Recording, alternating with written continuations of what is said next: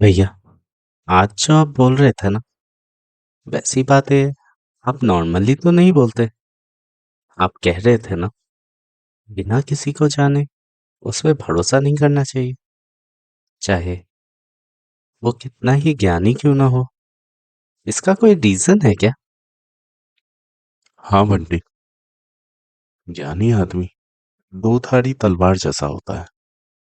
और अक्सर लोग ये नहीं समझते कि वो तलवार उनकी रक्षा करेगी या उन्हीं के गले पे चलेगी।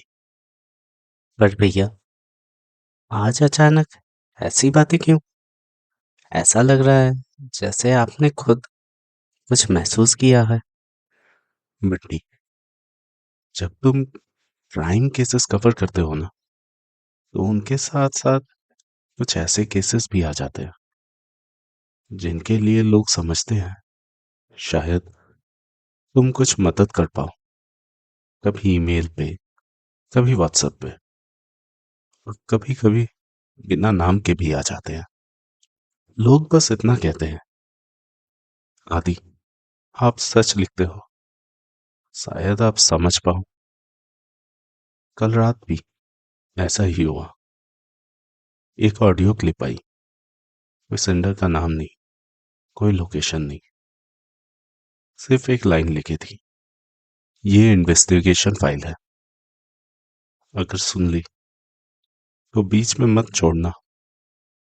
उस वक्त तक बंटी, मैं सिर्फ सुन रहा था, ऑडियो क्लिप को बार बार प्ले कर रहा था। लेकिन फिर मुझे लगा ये सिर्फ सुनने वाली क्लिप नहीं है। क्लिप शांत थी, बहुत ज्यादा शांत। लो, तुम भी सुन लो। अपनी पीठ के बल लेट जाइए, अपने हाथ पैर फैला ले और धीरे से अपनी आंखें बंद कर ले। भैया, सच बोलो तो ये किसी मेडिटेशन की क्लिप लग रही है। हाँ, मुझे भी पहले यही लगा था, पर फिर एक चीज नोटिस हुई। क्लिप बीच में ही खत्म हो गई, जैसे किसी ने रिकॉर्ड बटन अचानक बंद कर दिया हो। ना कोई क्लोजिंग लाइन, ना कोई इंस्ट्रक्शन। एंड में सिर्फ एक गहरी सांस थी, बहुत पास से आ रही थी। रिपोर्टर हूँ, आदत होती है डिटेल्स पकड़ने की। मैंने ऑडियो क्लिप के बेसिक्स चेक किए। ये किसी ऐप या गाइडेड मेडिटेशन जैसा नहीं था, ना किसी स्टूडियो का ऑडियो था। बैकग्राउंड में हल्की सी आवाज थी। कभी लगता था पेड़ हिल रहे हैं, कभी जैसे दूर कहीं घंटियां बज रही हों। और सबसे अजीब बात, आवाज बिल्कुल मैकेनिकल नहीं थी। हर लाइन थोड़ी सी अलग थी, जैसे बोलने वाला सामने किसी को देख कर बोल रहा हो। आपको क्या लगता है, क्या ये कोई रैंडम फॉरवर्ड है या फिर? नहीं बंटी, मुझे ऐसा लग रहा था कि ये किसी जगह पे हुआ, शायद किसी के साथ। 2 दिन बाद मैं शहर से काफी दूर निकल चुका था। मैसेज हमारे स्टेट के ही नंबर से आया था। इतना तो पता चल ही जाता है अगर तुम थोड़ा सा ऑनलाइन सर्च करना जानते हो। नंबर बंद आ रहा था, डायरेक्ट कनेक्ट हो ही नहीं पा रहा था, इसलिए सोर्स तक पहुंचना जरूरी था। मैं एक ऐसी जगह पहुंचा जहां बसेस कम ही जाते हैं और जहां लोग सवाल से ज्यादा यादें संभाल के रखते हैं। गांव का नाम बोलना जरूरी नहीं है, बस इतना याद रखो, वहां लोग एक दूसरे को जानते हैं और बाहर वालों को याद रखते हैं। मैंने कुछ लोगों से बातें की, डायरेक्ट सवाल नहीं पूछा, बस मेडिटेशन कैंप्स, योगी, ऐसे ही आसपास के सवाल पूछे। पहले लोग टालते रहे, फिर एक चाय की दुकान पे एक बुजुर्ग आदमी ने सिर्फ इतना कहा, पिछले महीने एक लड़की गिर पड़ी थी। उसका नाम रानी था। रानी शहर से आई थी, यहाँ कुछ दिन रुकी थी और पूर्णिमा वाली रात के बाद उसे होश ही नहीं आया। हॉस्पिटल वाले बोले कोमा, पर गांव के लोग अलग बात कर रहे थे। रानी का क्ल्यू मिलने के बाद मैंने लोगों से रानी के बारे में पूछा। लोग बोलने लगे, रानी उस रात अकेले नहीं थी, वो योगी के साथ गई थी। और जब सुबह को रानी गांव वालों को मिली तो उसकी सांसें चल रही थी और आंखें जैसे कहीं और देख रही हो। मैंने पूछा, कौन सा योगी था? किसी ने नाम नहीं बताया, बस बोलने लगे, वो योगी बातें कम करता था पर उसकी आंखों में अजीब सी चमक थी उसकी। उसी शाम गांव वालों ने एक जगह दिखाई, थोड़े गांव के बाहर की तरफ। कच्ची दीवार, धुनी का निशान और हवा में वही ऑडियो क्लिप वाली आवाज। इस बार फोन मेरी जेब में था, ऑडियो बंद, फिर भी आवाज आ रही थी। और तब मुझे समझ आया बंटी, जो क्लिप मुझे भेजी गई थी वो सिर्फ वार्निंग नहीं थी, वो रास्ता था। और रानी शायद उस रात वापस नहीं आ पाई। गांव के लोग डर के मारे चीखते नहीं हैं बंटी, वो अक्सर चुप हो जाते हैं।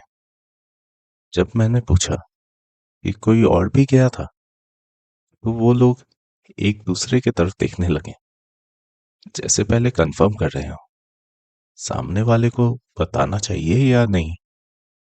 फिर एक औरत बोली, पहले बस यादें जाती हैं।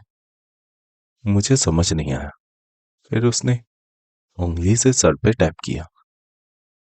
नाम भूल जाते हैं, रास्ता भूल जाते हैं और फिर घर भूल जाते हैं।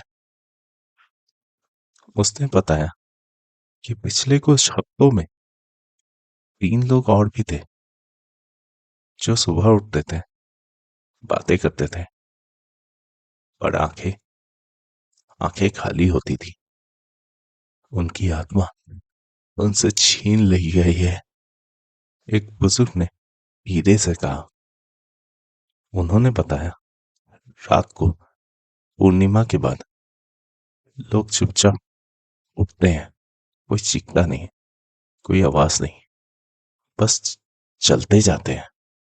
सुबह सिर्फ ये रात रहता है कि रात तक वो यहीं थे। एक लड़का था, रानी का कजन।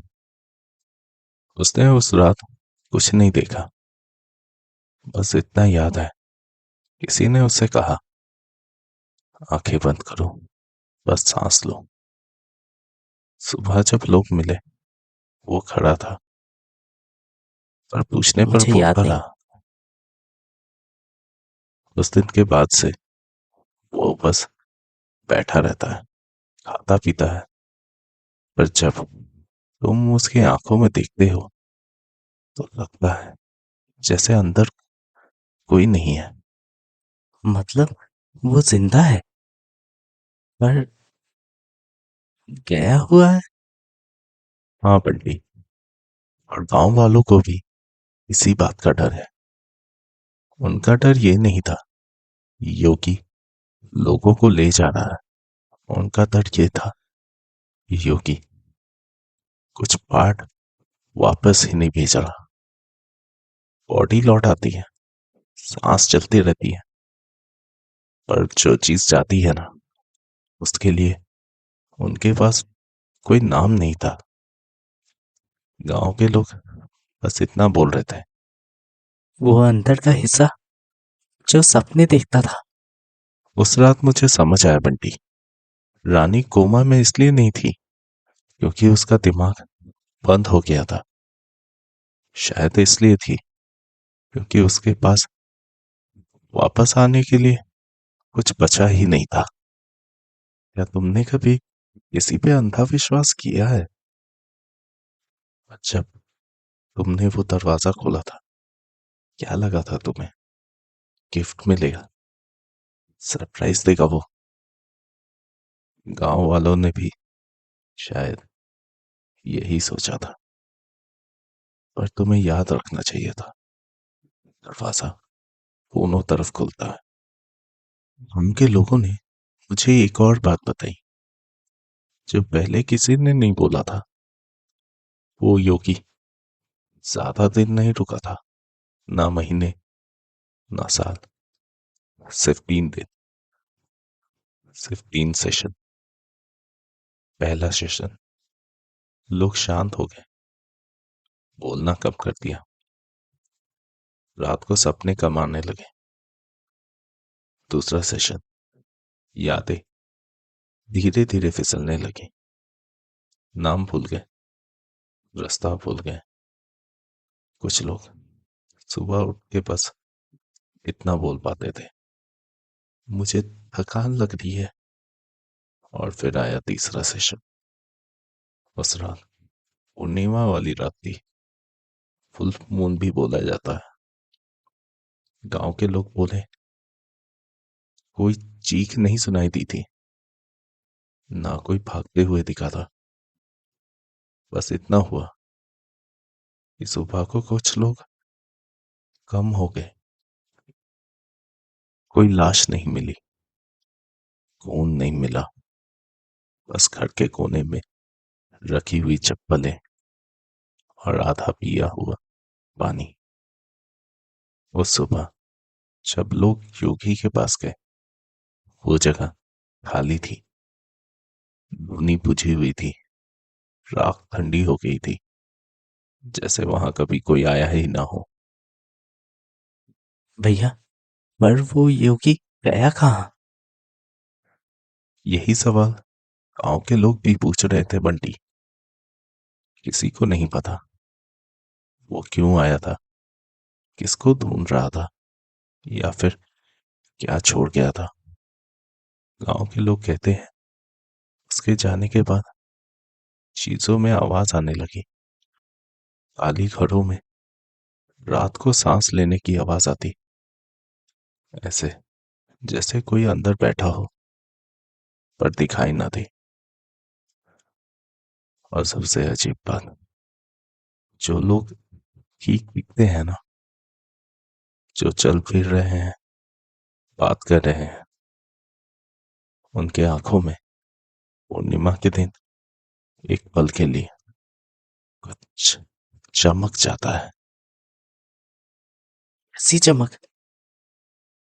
भूख। उस रात मुझे समझ आया बंटी, शायद योगी लोगों को ले जाने नहीं आया था, शायद वो सिर्फ दरवाजा खोलने आया था 3 बार।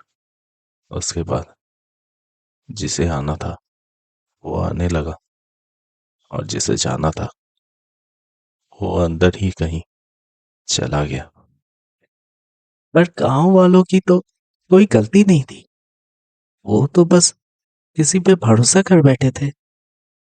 हाँ बंटी, और सबसे महंगी गलती वही होती है। लोग अक्सर सोचते हैं जो शांत हो, जो धीरे बोले, जो ज्ञानी लगे, वो नुकसान नहीं करेंगे। पर सच ये है बंटी, अंधा विश्वास हमेशा चीख के नहीं आता, वो अक्सर फुसफुसाता है। भैया, आज के बाद मैं बिना सोचे किसी पे अंधा विश्वास नहीं करूंगा। बस इतना ही काफी है बंटी।